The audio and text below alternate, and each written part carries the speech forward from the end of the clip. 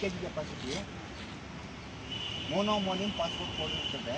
ಯಾವುದೇ ಕಾರಣಕ್ಕೂ ಹೆಚ್ಚಿನ ಮೇಲೆ ಬಿದ್ದರೂ ಏನು ಎಫೆಕ್ಟ್ ಇಲ್ಲ. ನೈಟ್ರೋಜನ್ ಗ್ಯಾಸ್ ಇರ್ತದೆ 15 ಬಾರ್ವರೆಗೂ. 15 ಬಾರು 3 ಕ್ಲಾಸ್ ಇರ್ತದೆ. ಎ ಮತ್ತು ಬಿ, ಸಿ. ಎ ಅಂದರೆ ಉದ್ದು ಕಾಟನ್ ಪೇಪರು, ಬಿ ಅಂದರೆ ಲೂಬ್ರಿಕೇಷನ್, ಆಯಿಲ್, ಪೆಟ್ರೋಲ್ ಆ ಥರ ಸಂಬಂಧಿಸಿರ್ತದೆ.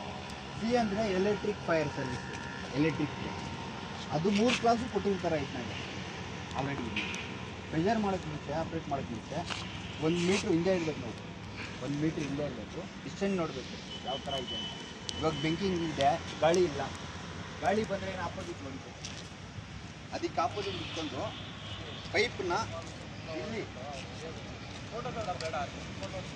ಪೊಸಿಷನ್ ಗಟ್ಟಿ ಹಿಡಿಬೇಕು. ಯಾಕಂದರೆ 15 ಬಾರ್ ನಾವೇನೋ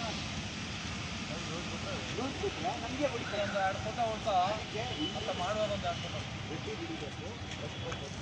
ಸೇಫ್ಟಿ ಪಿನ್ನ ಸಿಗ್ಬೇಕು. ಈ ಸೇಫ್ಟಿ ಪಿನ್ ಇದೆಲ್ಲ ಸುಮ್ಮನೆ ಹಿಂಗಿದ್ರೆ ಬಂದುಬಿಡ್ತದೆ. ಪಿನ್ನನ್ನು ಆಚೆ ತೆಗಿಬೇಕು. ಪಿನ್ನನ್ನು ಆಚೆ ತೆಗಿಬಿಟ್ಟು ಇಲ್ಲಿ ಹಿಡ್ಕೊಂಡು ಪ್ರೆಸ್ ಮಾಡಬೇಕು. ಈ ಗೇಜ್ ಕರೆಕ್ಟಾಗಿದೆಯಾ ನೋಡಬೇಕು.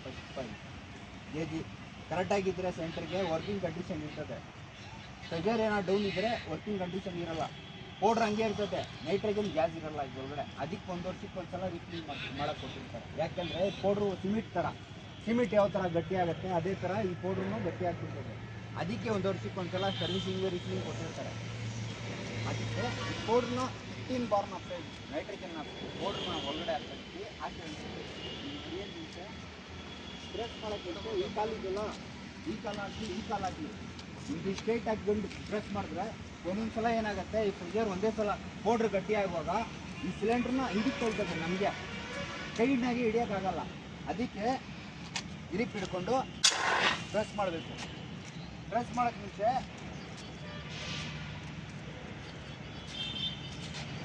ಮೇಲ್ಗಡೆ ಬಿಡಬಾರ್ದು ಯಾವುದೇ ಕಾರಣಕ್ಕೂ.